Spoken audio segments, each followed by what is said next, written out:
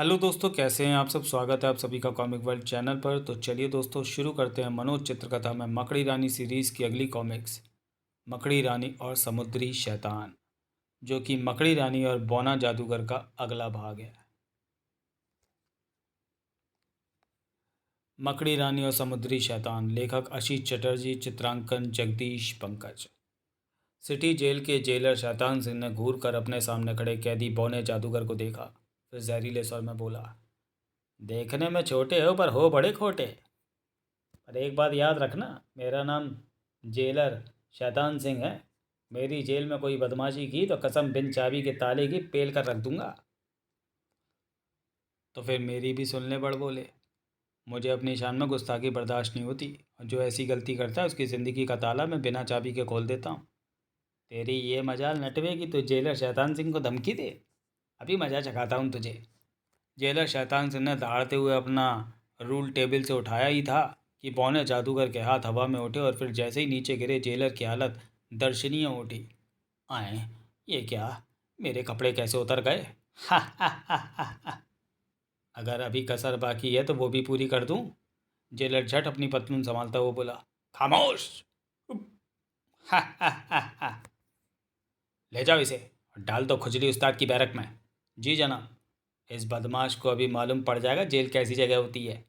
Jail जगह कैसी भी हो जेलर, मैं यहाँ ज़्यादा देर कैदी बनकर नहीं रहने वाला। बौने जादूगर के शब्दों ने जैसे आग में घी का काम किया। जेलर तिल मिलाकर सिपाहियों पर बरसता हुआ गुर्राया, तुम लोग खड़े खड़े मेरा मुंह क्या देख रहे हो। मैंने जो कहा क्या तुम लोगों ने सुना नहीं। सुन लिया साहब। तब दूसरा सिपाही बौने जादूगर पर रुआब झाड़ता हुआ बोला, अबे सुना नहीं तूने, पीछे मुड़ो, तेज चल। चलता हूँ चलता हूँ। फिर बौना जादूगर जेलर को संबोधित करते हुए बोला, जेलर, मैं चलता हूँ, पर याद रखना, आज की रात तुम्हारी जेल में कहर बरसने वाला है। इतना कह बौना जादूगर मुड़ा और सिपाहियों के साथ चल पड़ा। उफ, किस मुसीबत से पाला पड़ा है। कहीं इसकी धमकी सही हो गई तो मेरी नौकरी तो गई समझो। ये तो कोई जादूगर मालूम देता है, कुछ भी कर सकता है। मुझे उच्च अधिकारियों को सूचित कर देना चाहिए। यह सोच जेलर आवश्यक कार्रवाई करने में व्यस्त हो गया। उधर सिपाहियों ने बौने जादूगर को बैरक नंबर 3 में ढकेल कर, अब पता चलेगा तुझे कि जेलर से अकड़ने का अंजाम क्या होता है। खुजली उस्ताद तेरे सारे बदन की खुजली मिटा देगा। द्वार बंद कर दिया। बौना जादूगर उछलकर खड़ा होता हुआ पलटकर भयानक स्वर में बोला, खुजली तो मैं तुम सबकी मिटाऊंगा आज की रात। तभी बैरक का एक कैदी बौने जादूगर की तरफ बढ़ते हुए बोला, अबे ओ आम की गुठली, उधर बकर बकर क्या कर रिया है, जरा यहाँ कूद तो आ। लो निपटो अपने यार से, हम तो चले। और फिर दोनों सिपाही हंसते हुए वहाँ से चल दिए। देख लूँगा तुम लोगों को हरामजादों। तभी अचानक कैदी तभी आगंतुक कैदी बने बौने जादूगर को कॉलर से पकड़कर अपनी तरफ खींचता हुआ बोला, अबे जरा हम भी तो देखा तू क्या चीज़ है। ठीक उसी समय बौने जादूगर ने पलटते हुए इतनी तेजी से अपनी लात घुमाई कि कैदी के मुंह से चीख निकल गई। तड़ाक! उस कैदी की हालत देख एक साथ कई कैदी बौने जादूगर की तरह लपक पड़े। ठाक आई! खबरदार, जाओ वहीं रुक जाओ, वरना तुम में से हर एक का हलवाई होगा जो इस बेवकूफ़ का हुआ है। लेकिन बौने जादूगर की धमकी का उन कैदियों पर कोई असर नहीं हुआ, और वे जैसे ही बौने जादूगर के निकट पहुंचे उनकी दर्दनाक चीखों से वातावरण गूंज उठा। टिशुम! ओ! तड़ाक! आई! और फिर तो बौने जादूगर ने कैदियों को अपने लात और घूंसों पर रख लिया। थोड़ी ही देर बाद आक्रमणकारी कैदी फर्श पर पड़े करा रहे थे। आए, आए मैया!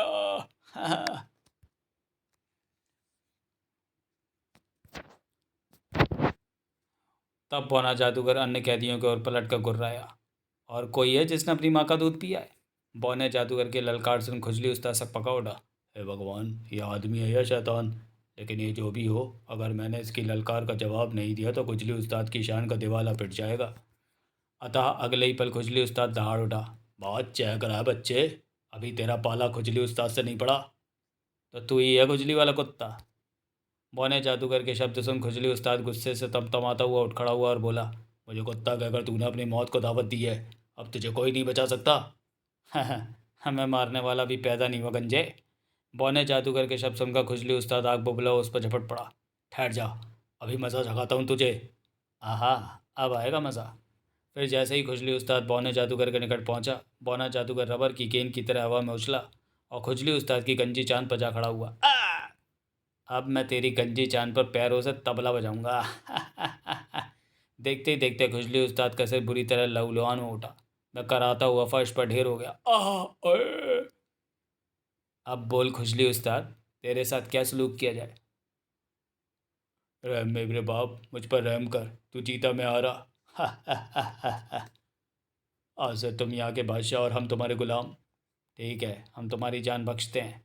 अब तुम हमारे आराम का बंदोबस्त करो, जो मेरे आका। दूसरे पर खुजली उस्ताद अपने साथी कैदियों को टपटते हुए बोला। अबे, अब तुम सुन नहीं रहे? फौरन बादशाह के आराम का इंतज़ाम किया जाए। अभी लो उस्ताद। थोड़ी देर बाद बैरक नंबर 3 में घटी घटना की खबर जल्दी जेलर शैतान सिंह तक पहुंच गई। साहब, उस बौने ने तो खुजली उस्ताद को अपना गुलाम बना लिया है। ओह, यह बौना ज़रूर कोई गुल खिलाकर रहेगा। अच्छा हुआ मैंने ज़्यादा फोर्स मंगवा ली। वे थोड़ी देर में पहुंचने ही वाले हैं। तभी सिपाही जेलर की सोचों को भंग करता हुआ बोला। साहब, आप किस सोच में पड़ गए? कुछ नहीं। तुम जाओ और उस पर कड़ी नज़र रखो। मुझे उसकी एक एक हरकत की खबर मिलती रहनी चाहिए। जी साहब। तत्पश्चात सिपाही चला गया। लगभग आधे घंटे बाद सशस्त्र पुलिस के कई दस्ते जेल में पहुंच गए। जेलर ने अपनी निगरानी में पुलिस के जवानों को संवेदनशील हिस्सों में तैनात कर दिया। जेल की सुरक्षा व्यवस्था इतनी कड़ी कर दी गई कि कोई पंछी भी बिना इजाज़त जेल के एरिए में पर नहीं मार सकता था। लेकिन रात करीब 11 बजे अचानक एक चमगादड़ जेल के ऊपर आसमान में प्रकट होकर मंडराने लगा। अरे, वो देखो चमगादड़। पता नहीं ये इस इलाके में कहाँ से आ गया। मैंने पहले कभी चमगादड़ को इस तरह मंडराते नहीं देखा। हाँ, बड़ी अजीब बात है। राम सिंह, जरा उसकी आंखें तो देखो। ऐसा लगता है जैसे आंखों की जगह दो बल्ब जल रहा हूँ। मुझे तो खतरा नज़र आ रहा है। ठहरो, मैं इस खतरे को अभी ख़त्म किए देता हूँ। इतना कह राम सिंह नामक सिपाही ने राइफल संभालते हुए चमगादड़ पर निशाना साध लिया। लेकिन इससे पहले कि वह ट्रिगर दबाता, चमगादड़ की एक आंख से एक किरण सी निकली और पलक झपकते ही सिपाही राम सिंह के शरीर से जा टकराई। आ! दूसरे ही पल राम सिंह का शरीर आग के एक बुत की शक्ल में तब्दील हो चुका था। हे भगवान, कहीं मैं कोई सपना तो नहीं देख रहा हूँ? परंतु सच्चाई का एहसास होते ही वह सिपाही सिर पर पांव रखकर चीखता हुआ दौड़ पड़ा। बचाओ बचाओ, चमगादड़, खतरा! लेकिन वह ज़्यादा दूर नहीं जा सका। आई! उसका भी वही हश्र हुआ जो राम सिंह का हुआ था। उधर वह चमगादड़ जेल के मध्य भाग में पहुंच धीरे धीरे नीचे उतरने लगा। जल्दी ही वह बैरक नंबर 3 के सामने ज़मीन पर जा उतरा। लेकिन अब तक वह सुरक्षा गार्ड्स की नज़रों में पूरी तरह आ चुका था। फायर! अगले ही पल दसियों राइफलें एक साथ दहाड़ उठी। था था था था। किंतु गोलियों का चमगादड़ पर कोई प्रभाव न होते थे एक जेलर के चेहरे पर हवाइयाँ उड़ने लगी। ओह, अब मैं क्या करूं? पर जेलर को ज़्यादा सोचने का मौका न मिला, क्योंकि तभी चमगादड़ की दोनों आंखों से मौत की किरणें बरसने लगीं और देखते ही देखते जेलर तथा सुरक्षा गार्ड्स राख के पुतलों की शक्ल में तब्दील हो गए। तब चमगादड़ ज़मीन की सतह पर तैरता हुआ राख के पुतलों को धराशायी करता हुआ बैरक नंबर 3 के सलाखों युक्त द्वार के सामने जा खड़ा हुआ। हे भगवान, ये क्या भला है? भागो, छिप जाओ, वरना वो हमें भी मार डालेगा। दूसरे ही पल कैदी पिंजरे से छूटे चूहों की तरह इधर उधर भागने लगे। ठीक तभी चमगादड़ की आंख से निकली किरण बैरक के द्वार से टकराई और सलाखों का द्वार खाक बनकर ढहता चला गया। तब बौना जादूगर बड़ी शान से चलता हुआ बैरक से बाहर निकला और चमगादड़ की पीठ पर सवार हो गया। हा हा हा हा हा। जो मुझे कैद रख सके वो जेल अभी हिंदुस्तान में नहीं बनी। मैं जा रहा हूँ, पर बहुत जल्द वापस आऊँगा और अपने अपमान का इतना भयानक बदला लूँगा कि हिंदुस्तान की जनता दहल उठेगी। मेरी धमकी याद रखना हिंदुस्तान के लोगों। मैं फिर आऊँगा। और फिर पलक झपकते ही चमगादड़ पौने जादूगर को लेकर अंधेरे आकाश के आगोश में समा गया। हे भगवान, विश्वास नहीं होता कि जो कुछ हमने देखा वो हकीकत है। ऐसा नज़ारा हमने पहले कभी नहीं देखा। तभी सुरक्षा गार्ड्स का एक झुंड वहाँ पहुँचा और सभी कैदियों को खदेड़ता हुआ दूसरी बैरकों में ले गया।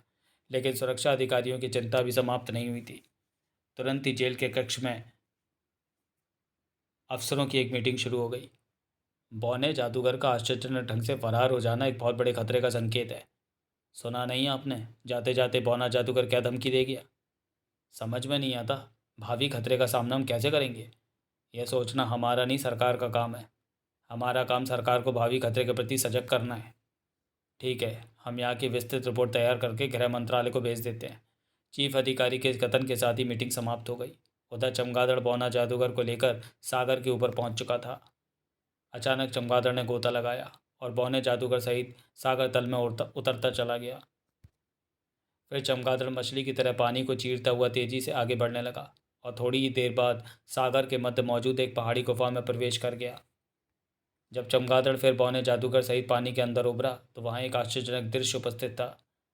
लॉन्ग मैन फुटलैंड में आपका स्वागत करता है master. Thank you long man, हमें तुमसे यही उम्मीद थी। और फिर तालाब के किनारे पहुंचने के बाद बौना जादूगर गुर्राया। लॉन्ग मैन, हम इस बार असफल ही नहीं अपमानित भी हुए हैं, और हम सब कुछ भूल सकते हैं पर अपना अपमान नहीं भूल सकते। हमारा दिल इंतकाम की आग में जल रहा है। मैं जानता हूँ ये आग किसने लगाई है। फिर तो तुम ये भी जानते होगे कि इस दिल में लगी आग कैसे बुझेगी। आपके हुक्म की देर है मास्टर। मैं हिंदुस्तान की धरती को हिंदुस्तानियों के खून से रंग दूंगा। नहीं लॉन्ग मैन, सिर्फ खून से हमारे दिल की आग शांत नहीं होगी। हमें मकड़ी रानी चाहिए, वो भी जिंदा। मकड़ी रानी? हाँ, मकड़ी रानी। मकड़ी रानी की वजह से ही हम प्रोफेसर सेन के रोबोट प्रोजेक्ट की फाइल नहीं प्राप्त कर सके। हमारा अपमान भी उसी ने किया है। ठीक है मास्टर, 24 घंटे के अंदर अंदर मकड़ी रानी आपके कदमों पर पड़ी होगी।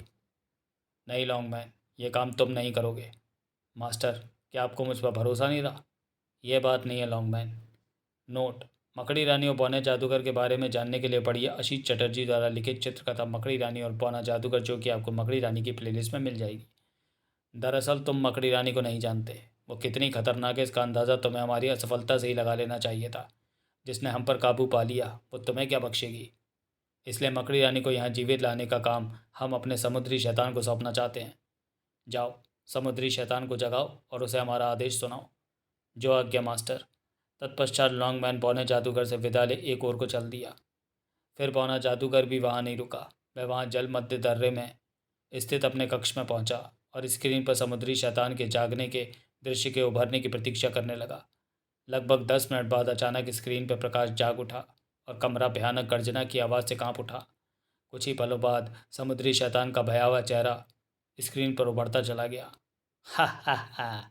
उधर भोर के साथ समय सागर तट पर स्नान करने वालों की अच्छी खासी भीड़ मौजूद थी। तभी अचानक तट से 2 फर्लांग दूर सागर के बीच भयानक तूफान सा मचल उठा। जल्दी ही समुद्री शैतान भयानक गर्जना करते हुए सागर के मध्य तनकर खड़ा हो गया। समुद्री शैतान पर नजर पड़ते ही सागर तट पर मौजूद भीड़ में भगदड़ मच गई। आ भागो भागो भागो! लेकिन समुद्री शैतान साक्षात मौत बनकर उनके सर पर पहुंच गया। तुम आई खड़ाक! उधर समुद्री शैतान द्वारा किए जा रहे नरसंहार की सूचना जैसे ही पुलिस को मिली, सशस्त्र जवानों ने भले पुलिस के कई ट्रक घटनास्थल की ओर चल पड़े। पुलिस ने शहर के बाहर ही समुद्री शैतान को रोकने की कोशिश की, लेकिन धाए धाए कर धम धड़ाम, लेकिन सब कोशिशें बेकार साबित हुई। कर कर समुद्री शैतान को आगे बढ़ने से रोकना पुलिस दल के बस की बात नहीं रही। आ कर कर अब पुलिस के उच्च अधिकारियों ने अपने जवानों को बेमौत मरते और स्थिति को काबू से बाहर जाते देखा तो फौरन इसकी सूचना इंस्पेक्टर जनरल ऑफ पुलिस को दी। थोड़ी देर बाद लड़ाकू मिलिट्री हेलीकॉप्टर पुलिस की मदद के लिए घटनास्थल पर पहुंच गए। रट रट रट रट रट, परंतु व्यर्थ। उधर पुलिस आईजी मेहरा एवं मिलिट्री तथा वायुसेना के वरिष्ठ अधिकारी मौत के तांडव का दृश्य टीवी पर देख चिंतित हो उठे थे। गर गर हमारे सारे प्रयास नाकाम सिद्ध हो रहे हैं। समझ में नहीं आता इस मौत के दूत को शहर की तरफ बढ़ने से कैसे रोका जाए। तभी टीवी स्क्रीन पर अंधेरा छा गया। थोड़ी देर बाद बौने जादूगर का चेहरा टीवी पर प्रकट हुआ। अधिकारी वर्ग बुरी तरह चौंक उठा। ओह, बौना जादूगर! हा हा हा हा। क्यों चौंक गए ना आईजी साहब? मुझे गिरफ्तार करने का अंजाम तो तुम देख ही चुके हो, लेकिन मेरा अपमान करने का अंजाम अभी तुमने नहीं देखा। मेरे एक इशारे पर समुद्री शैतान इस पूरे शहर को लाशों के ढेर में बदल देगा। अगर तुम और तुम्हारी सरकार इस शहर को तबाही से बचाना चाहती है तो 24 घंटे के अंदर अंदर मकड़ी रानी को जिंदा समुद्री शैतान के हवाले कर दो, वरना लाखों बेगुनाह लोगों की मौत और शहर की तबाही की जिम्मेदार तुम होगे। उधर ब्लैक टावर में मकड़ी रानी और उसके साथी अजय, विजय और टिंगू भी बौने जादूगर की धमकी टीवी पर सुन रहे थे।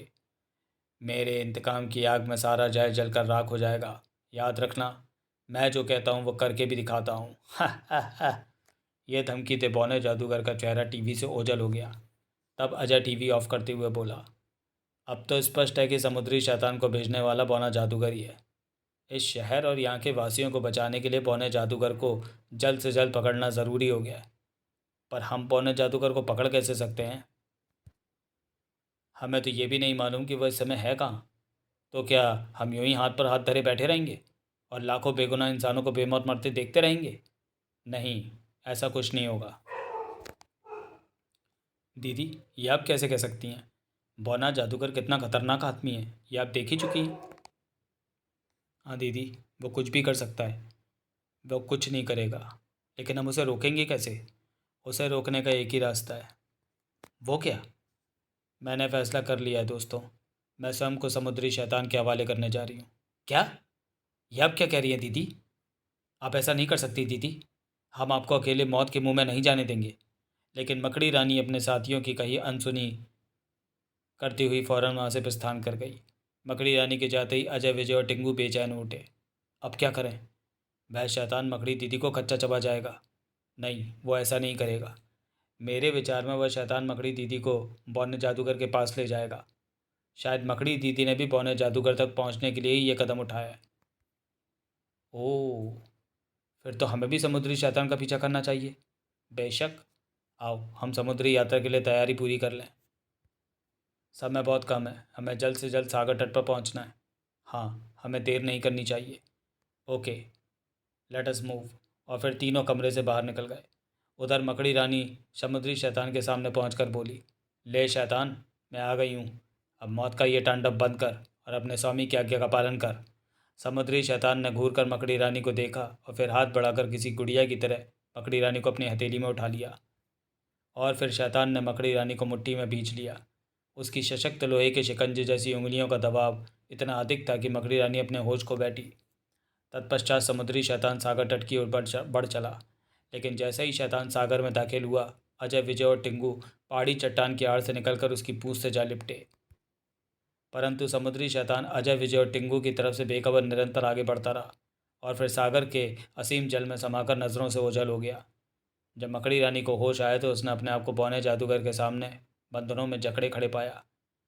तो तुम्हें होश आ गया मकड़ी रानी? हाँ प्रोफेसर, मुझे तो होश आ गया, लेकिन अब तू भी होश में आ जा और अपने आप को कानून के हवाले कर दे। कानून? मत भूलो, इस इलाके में सिर्फ हमारा कानून चलता है और इस समय तुम हमारी कैदी हो। तुम्हारे साथ वही सलूक किया जाएगा जो हम चाहेंगे। तुम्हारे चाहने से क्या होगा प्रोफेसर? होगा वही जो मंजूर खुदा होगा, और ईश्वर को तुम्हारी मौत ही मंजूर है। मौत हमारी नहीं, तुम्हारी होगी मकड़ी रानी। फिर क्रोध से बिफरते हुए बौने जादूगर ने लॉन्गमैन को आदेश दिया, देख क्या रहो लॉन्गमैन, इस गुस्ताख को ऐसी मौत दो कि हमारा रोम रोम पुलकित हो उठे। जो आज्ञा मास्टर। बौने जादूगर से आज्ञा ले लॉन्गमैन जैसे ही मकड़ी रानी की तरफ बढ़ा, मकड़ी रानी के मुंह से घायल शेरनी किसी को राट निकली और दूसरे ही पल उसका बदन इस कदर कठोर होता चला गया कि रस्सी अपनी जकड़ कायम न रख सकी। Shut shut shut. पलक झपकते ही मकड़ी रानी बंधन मुक्त हो चुकी थी। मकड़ी रानी को बंधन मुक्त होते देख लॉन्गमैन चौंका, लेकिन उसे संभलने का अवसर नहीं मिल पाया। तड़ाक! टिशुम! आ! मकड़ी रानी का प्रहार इतना शक्तिशाली था कि लॉन्गमैन के प्राण पखेरु उड़ गए। तब मकड़ी रानी बौने जादूगर से मुखातिब हो उपहास उड़ाने वाले अंदाज में बोली, तेरा यह वफादार कुत्ता तो भगवान को प्यारा हो गया। अब तेरी बारी है। इसे इस भुलेखे में मत रहना मकड़ी रानी। मेरे हाथ में जो हैंडल है उसके दबते ही तुम्हारा शरीर राख के ढेर में बदल जाएगा। मैं तेरी गीदड़ भभकियों से नहीं डरने वाली प्रोफेसर। अपना बचाव कर सकता है तो कर। तभी बौने जादूगर ने हैंडल दबा दिया, लेकिन बौने जादूगर के चेहरे पर आश्चर्य के भाव उमड़ पड़े। खट! अरे ये क्या? मृत्यु दूत किरणें फेल क्यों हो गई? अभी वह अपने आश्चर्य के से उभर भी ना पाया था कि मकड़ी रानी के पैर की भरपूर ठोकर उसके जबड़े पर पड़ी। तड़ाक! बौना जादूगर उछलकर दूर जा गिरा। फिर तो मकड़ी रानी ने उसे संभलने का मौका ही नहीं दिया। तड़ाक तड़ाक तड़ाक! कमीने, भोले भाले निर्दोष लोगों के हत्यारे, मैं तुझे जिंदा नहीं छोड़ूंगी। तभी अजय, विजय और टिंगू वहां पहुंचे। मकड़ी दीदी! उनकी आवाज़ें सुन मकड़ी रानी चौंक कर पलट पड़ी। अरे तुम लोग यहाँ कैसे पहुँचे? तब अजय वहाँ तक पहुँचने का विवरण देने के बाद बोला, दीदी, यहाँ पहुँचते ही सबसे पहले हमने बौने जादूगर की प्रयोगशाला का पता लगाया और सारे यंत्रों को बेकार कर दिया। अतः अब बौने जादूगर की सारी जादूगरी खत्म हो चुकी है और ये समुद्री शैतान भी तबाह हो चुका है। वाह, तुम लोगों ने तो वह काम कर डाला जिसकी मैं सपने में भी उम्मीद नहीं कर सकती थी। अजय, विजय और टिंगू की बातें सुन बौने जादूगर का माथा ठनक गया। ओह, अब समझा मृत्युदूत किरणें कैसे फेल हो गई थी। इन खतरनाक छोकरों ने तो मेरी वर्षों की मेहनत पर पानी फेर दिया। मेरी सारी ताकत ही टूट चुकी है। अब मैं इनका कुछ नहीं बिगाड़ सकता। अतः अब बुद्धिमानी इसी में है कि यहाँ से भागकर अपनी जान बचा लूँ। मौका अच्छा है, इनसे तो मैं फिर निपट लूँगा। यह निश्चय कर बौने जादूगर ने मौके का फ़ायदा उठाया और फिर वहाँ से चुपचाप खिसक लिया। जब मकड़ी रानी ने पलट कर बौने जादूगर की ओर देखा तो उछल पड़ी। अरे, वह शैतान तो फरार हो गया। भागकर कहाँ जाएगा दीदी, हमने इस पहाड़ी में टाइम बम फिट कर दिए, जिनका रिमोट कंट्रोल हमारे पास है। बटन दबाती बम फट जाएंगे और बौने जादूगर की समाधि इसी पहाड़ी में बन जाएगी। ओह, फिर तो हमारा यहाँ रुकना बेकार है। लेकिन हम यहाँ से निकलेंगे कैसे? आप हमारे साथ आइए दीदी, यहाँ से निकलने का एक ही रास्ता है जो हम जान चुके हैं। गुड। और फिर अजय, विजय और टिंगू मकड़ी रानी के साथ वहाँ से चल दिए। आधे घंटे बाद जब मकड़ी रानी और उसके साथी बौने जादूगर के पहाड़ी अड्डे से काफ़ी दूर निकल आए तो मकड़ी रानी के कहने पर विजय ने रिमोट का बटन दबा दिया। बटन दबते ही सागर मध्य स्थित पहाड़ी में ज़बरदस्त धमाके होने लगे। धूम धड़ाम धड़ाम। पहाड़ी की तबाही देखने के बाद मकड़ी रानी, अजय, विजय और टिंगू बौने जादूगर की मौत के प्रति आश्वस्त हो तैरते हुए किनारे की तरफ बढ़ने लगे। किनारे पर पहुंच वे उस कार में जा बैठे जिसमें अजय, विजय और टिंगू वहाँ पहुंचे थे। जल्दी ही कार उन्हें लेकर ब्लैक टावर की ओर उड़ी चली जा रही थी। समाप्त। तो चलिए दोस्तों, वीडियो को यहीं समाप्त करते हैं और मिलते हैं मकड़ी रानी सीरीज़ की अगली कॉमिक्स मकड़ी रानी और हांगकांग का बदमाश में। तब तक के लिए धन्यवाद।